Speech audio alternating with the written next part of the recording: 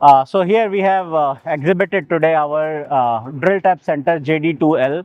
This is one of the fastest machine available in the market and the best machine for increasing your shop floor productivity. By this machine, we have reduced drastically the non-cut times so that it will increase the productivity of the shop floor. So here we have come up with this machine with a table size of 850 by 400 and 700 by 400 by 320 is the stroke size here. All the accesses of this machine is having the 48 meter per minute rapid, and this machines come with a 21 tool ATC of LMW.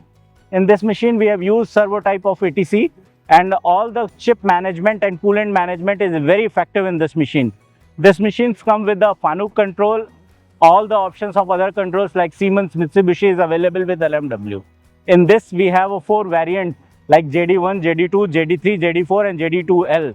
This machines come in a 12,000 RPM direct driven spindle, and optionally we have a option for 24,000 direct driven spindle. This is majorly focused to the aluminium die casting components and going to the automobile as well as die in mold from general engineering perspective, others also.